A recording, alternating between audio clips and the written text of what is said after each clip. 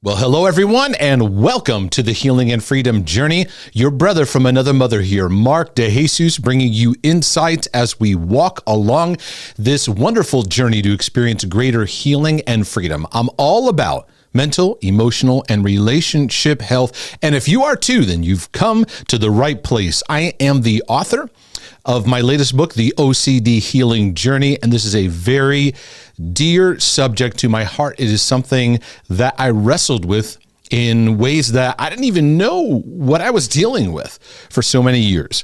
And it is my honor and privilege to be able to share insights that are going to help brothers and sisters to heal, to experience freedom, to walk a journey of overcoming, because it is a journey.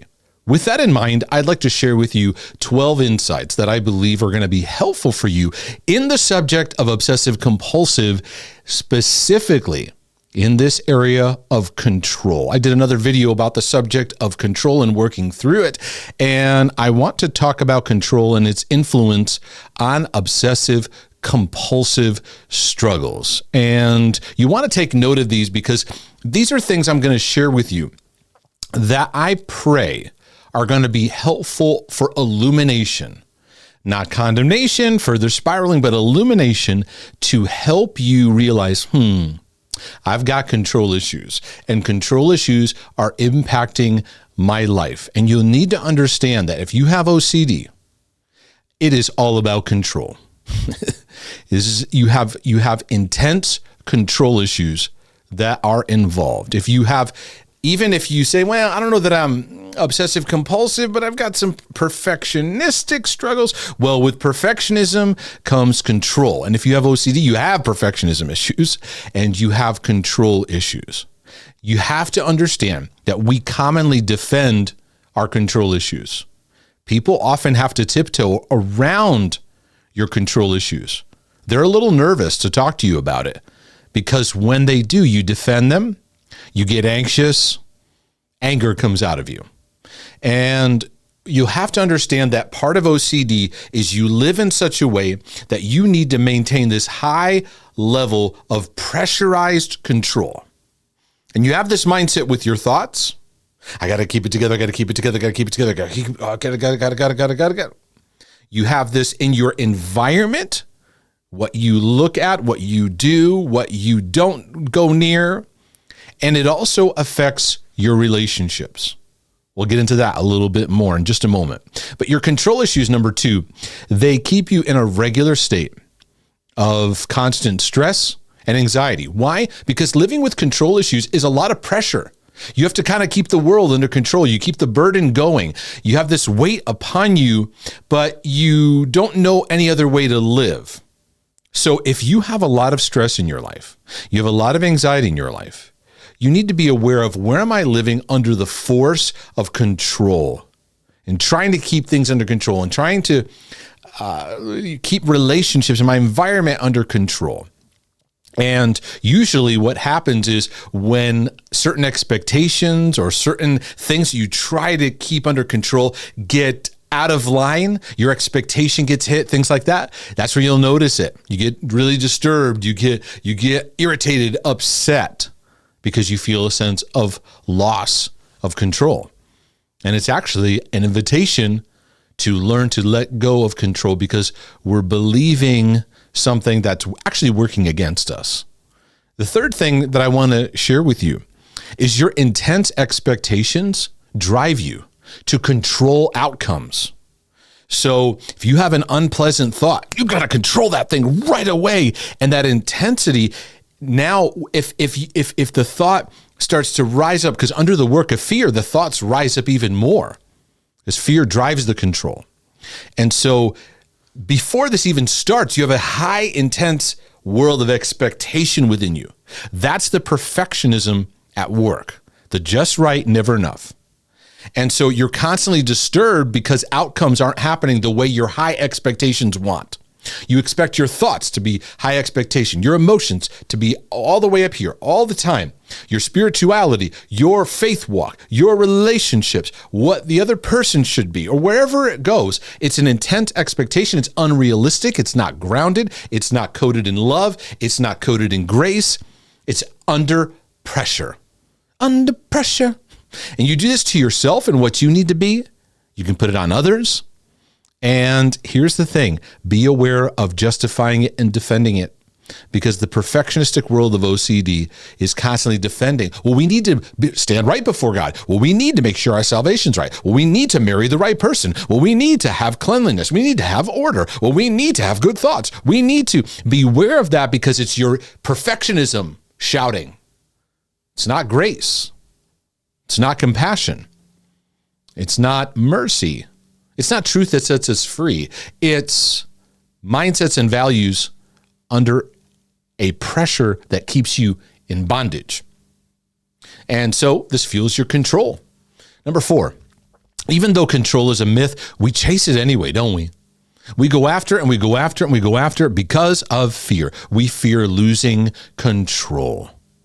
And we go into these things of like, I'm going to lose my mind. I'm going to lose it. Many people write to me, Mark, I'm losing it. I'm losing it. And then that trickles into a bunch of fear, dread pathways. I'm going to be put in an institution. I'm going to be locked up. I'm going to lose everything. God's going to leave me. I'm going to die. A lot of our fears end up in, I'm going to be alone and I'm going to die. I'm going to be alone. I'm going to die. I'm going to die alone. Alone and dead. And so therefore, control, I got to make sure. I got to make sure I never experience whatever that is. That fear projects. And so so I got to make sure. And so now you're under duress constantly. And the life in Christ is actually getting rid of that yoke of pressure that you live under. But you try really hard to control your thoughts. You try really hard to control your environment. You try really hard to control relationships. Yes, it impacts the relationships around you. But it is an absolutely beautiful thing to let go of your control issues. But at first, it kicks up anxiety, where you actually, for a time, you feel like things are getting worse. But you're actually headed in the right direction because you're learning to let go of control issues that go way back to childhood. Now, a lie that OCD strugglers believe is this, that you can completely control what thoughts present themselves to your mind. That you think just because a thought showed up, it says something about you, it says something about your journey, the confusion automatically kicks up because you think just because it showed up has to mean something. Because you think you should be able to control what even shows up. No, that's not the journey. The journey is not about controlling what thoughts show up and arrive, but how you react, how you respond in more empowering and fruitful ways. It can be a breath of fresh air if you'll take it in. Sometimes it feels too good to be true. But it can be a breath of fresh air to realize that you don't need to control what thoughts arrive. Just because it shows up, it doesn't have to mean anything, but that you can learn to respond differently. And part of that is learning to let go of all these control issues, because behind our control battles is fear. And I've mentioned this in other broadcasts, specifically the fear of loss. We fear losing control. We feel like losing control is the end, when for many, letting go of control is actually the beginning of the healing journey in a major way. But why is this so difficult? Because it goes back to when you were a kid. Because these control issues go back to childhood. Now, not only do you try to control your thoughts, you also try to control your environment in many ways. What's around you, what you are around, what you avoid, what you're not around. You need things to be a particular way or you're going to flip out. And what makes this difficult is it's difficult to have fruitful relationships with people because people are messy. They're not going to fit your perfect box that you put them in. And your life gets disrupted. Stuff happens. Inconveniences happen every single day. But there's this rigidity that's easy to pop because you're under pressure to keep your environment just right. And this control fuels avoidance. So you'll avoid talking about certain subjects. People can't go there. Certain statements can't even be said. You can't even say certain words People will write to me, and I sometimes need an interpreter. I'm kind of kidding because I get what they're saying, but they won't even write the word. They will, and I'm not talking about swear words. I'm talking about whatever the subject is that they're afraid of. Like, for instance, the devil. And they won't even put the word in. They'll put like D and then, dot, or dash, because they're actually afraid of saying the word. They're under such intense control over their inner world that any sign of anything that comes even close to some kind of imperfection in any strand, in any way, there's no room. No wonder stress and anxiety increases. So we'll avoid people, certain situations, certain books because of the trigger response. Now, you pray, you wash, you confess, or you follow some type of protocol of compulsion, right? You do something to try to feel better. Control is pushing that compulsion. Whatever you do, the researching, the reading, the talking out, the over talking, whatever it is, the pray, the confessing, whatever it is that you do in your life to try to feel better, you are trying to appease the fear. Rather than walking through the fear, you're appeasing the fear because fear is a terrorist. And so we attempt to negotiate with terrorists by appealing and try to appease what fear is saying. And that pushes the compulsive living and it keeps control in place. And whatever it is we're struggling with, it just keeps growing and growing and growing. And it's not that the issue is really the threat that we're making it. It's the fear over it that keeps this thing as intense as it is. The eighth thing that I want to mention to you, if you're taking notes here, is that OCD drives you to be controlling in your relationships.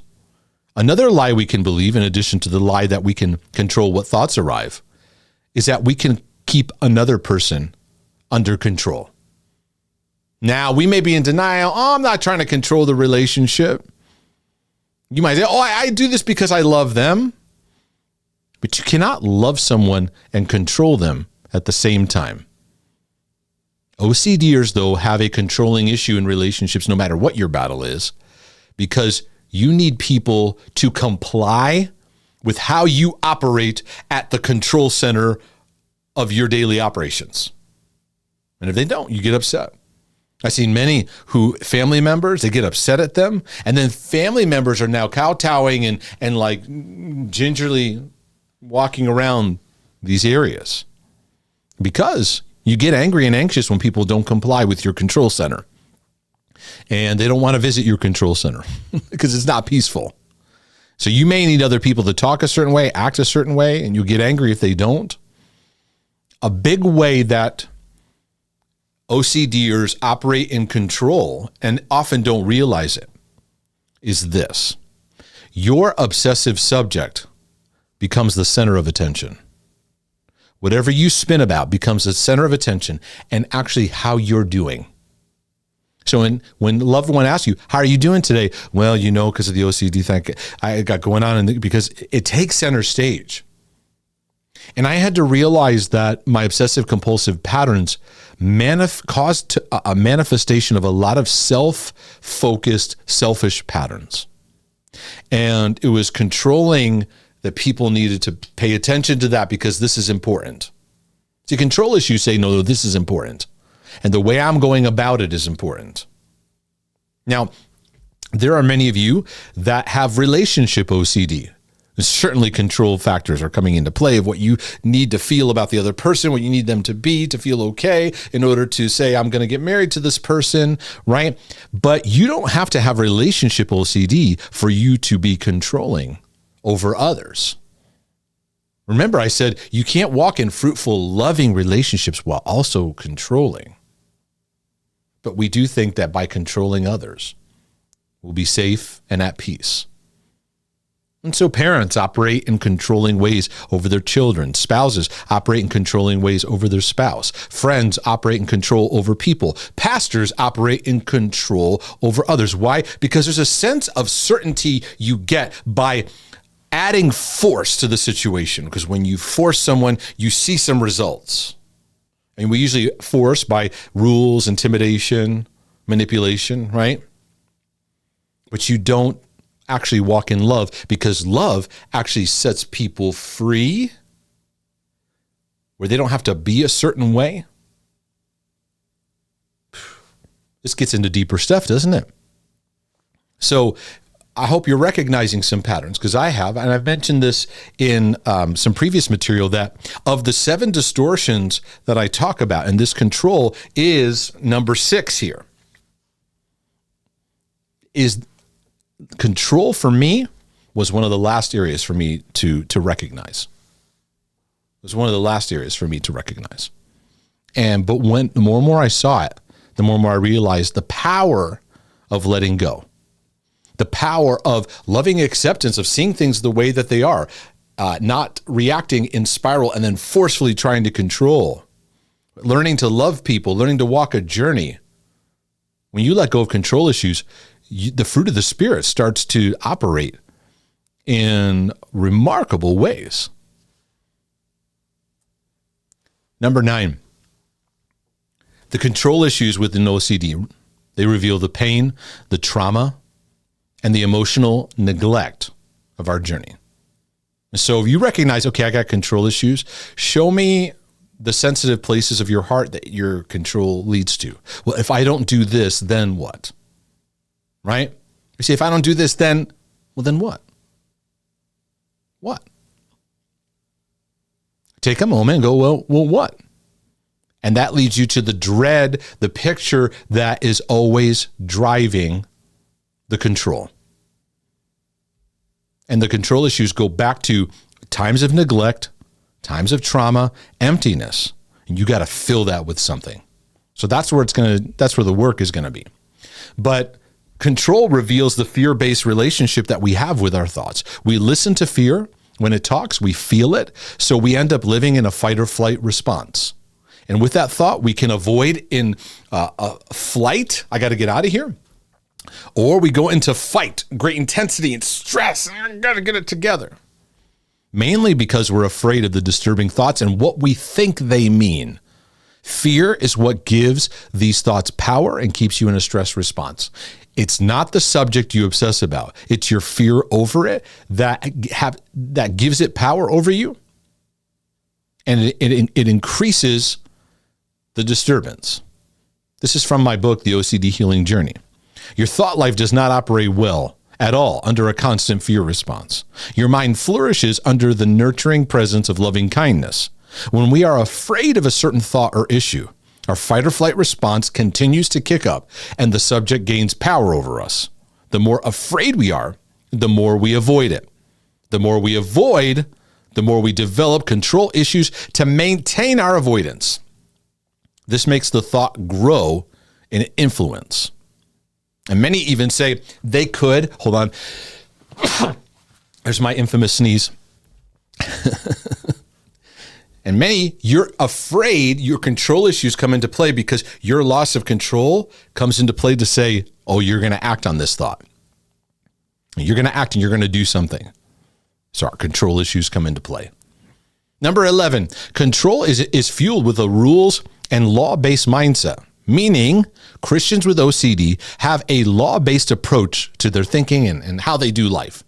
In this method of control, you take matters into your own hands by working an intense, here's the mindset.